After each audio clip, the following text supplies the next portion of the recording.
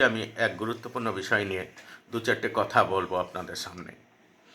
এর আগে অনেকেই এই বিষয়ে কথা বলেছেন, কিন্তু দু একটা পয়েন্ট আমার মনে হয় আরও যোগ করা দরকার।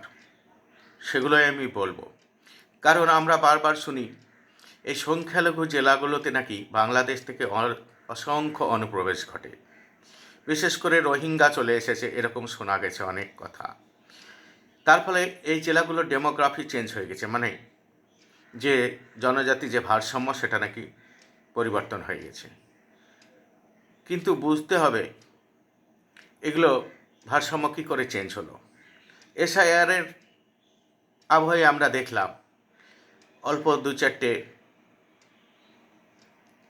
সংখ্যালঘুরা এদেশে এসেছে, আর বেশিরভাগই বর্ডার এলাকায়, দক্ষিণ দিনাজপুর, কুচবিহার, তারপরে ধরুন আপনার উত্তর চব্বিশ পরগনা, দক্ষিণ চব্বিশ পরগনা, কলকাতা, এইগুলোতে বেশিরভাগই বাংলাদেশ থেকে এসেছে সংখ্যাগুরুরা। হ্যাঁ, তারা বিভিন্ন কারণে এসেছে, অত্যাচারের ব্যাপারটাও যেমন আছে, আবার কর্মের সন্ধানেও এদেশে তারা এসেছে। সংখ্যালঘুদের ওপর অত্যাচার এটা পৃথিবীর প্রতিটা দেশেই ঘটে, এটা আমাদের দেশেও পরিলক্ষিত হয়। আমি সেই প্রসঙ্গে যাচ্ছি না।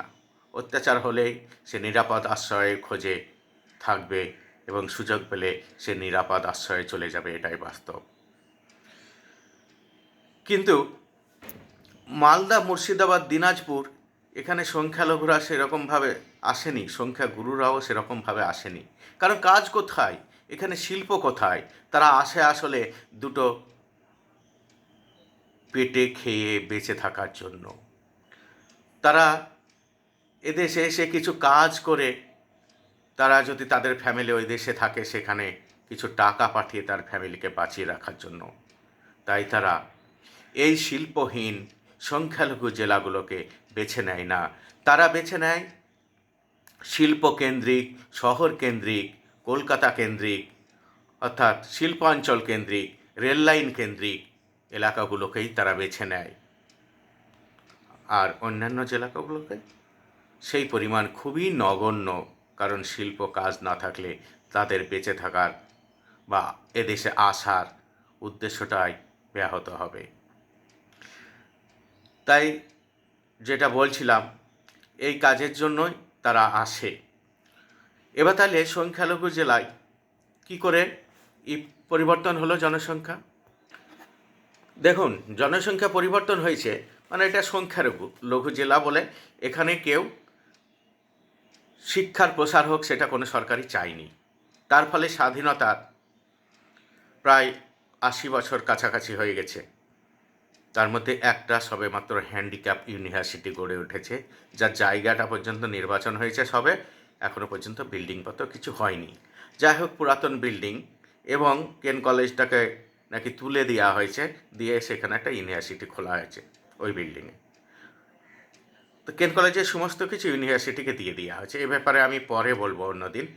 তার ফলে শিক্ষা দীক্ষা না পাওয়ায় এখানকার সংখ্যালঘু মানুষের সন্তান আদি একটু বেশি ছিল, যেহেতু তাদের শিক্ষা দীক্ষা ছিল না। তার ফলে একটু জনসংখ্যা বেড়ে গেছে। দ্বিতীয় কথা, এর আগে যখন চাকরি বাকরির বিভিন্ন নিয়োগ হতো সেগুলো জেলা ভিত্তিক হতো, রাজ্য ভিত্তিক হতো না। এটা হচ্ছে সবচেয়ে বড় কারণ, আপনাকে জানতে হবে। তখন কি হতো, আশেপাশের জেলা, বিশেষ করে আমি যদি মুর্শিদাবাদ নিয়ে বলি, বীরভূম এবং নদিয়া, তার সাথে অল্প পরিমাণ বর্ধমান, অনেক মানুষ এই জেলায় চলে আসতেন। কেন আসতেন?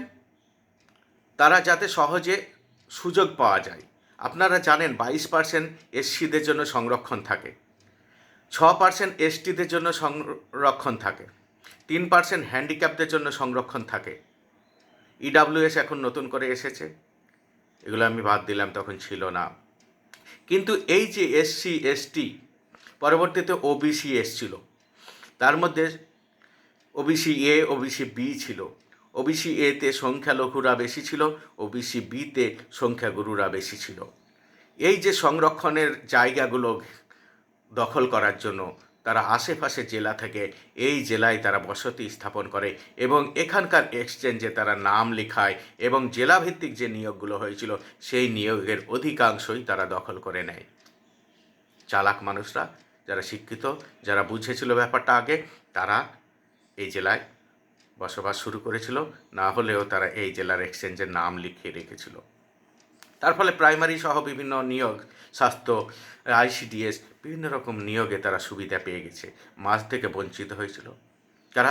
কারণ এদেশে প্রায় এই জেলার প্রায় 70% মুসলিমের মধ্যে সেরকম কোনো শিক্ষার বিস্তার ঘটেনি। তার ফলে কী হয়েছিল, 30% সংখ্যা গুরুরা ছিল, তারই মাঝে অন্য জেলা থেকে আরও এসেছিল, ফলে চাকরি বাকরির অধিক তারাই দখল করে নিয়েছিল। এটা বুঝতে হবে। আর সেই চাকরি বাকরি যাতে সহজেই পাওয়া যায় তার জন্য মুর্শিদাবাদের কিংবা অন্য সংখ্যালঘু মালদা, দিনাজপুরের জনসংখ্যাও এইভাবে বেড়ে গেছে অনেকটাই। এগুলো ভাবতে হবে। এখন অনেকটা সংখ্যালঘুরা শিক্ষিত হচ্ছে, তারা কিছু চাকরি বাকরি পাচ্ছে, তার ফলে আর সেই ডেমোগ্রাফিটা সেরকম হারে আর পরিবর্তন হচ্ছে না। আবার অনেকে স্বাস্থ্য ব্যবস্থা জন্য, কারণ ওখানে সেরকম হসপিটাল ছিল না আগে, মুর্শিদাবাদের হসপিটালটাই একটু বড় সড়ো উন্নত মানের ছিল, সেদিকে লক্ষ্য রেখে শিক্ষার পড়ার পরিবেশ, কেন কলেজ কিংবা গার্লস কলেজ, এরকম ভালো ভালো কলেজ এখানে ছিল, সেদিকে লক্ষ্য রেখেও অনেকে শিক্ষার স্বার্থেও এখানে এসেছিল। কারণ শিক্ষাক্ষেত্রেও একই ধরনের কোটা চালু ছিল, 22% এসসি, 6% এসটি, 3% পিএইচ এবং 7% ওবিসি বি এবং 10% ওবিসি এ। তার ফলে অনেকেই এই জেলাকে বসবাসের জন্য উপযুক্ত মনে করেছেন এবং বসবাস করতে এগিয়ে এসেছেন, তাই এই জেলাগুলোর জনসংখ্যা স্বাভাবিকভাবে বেড়ে গেছে।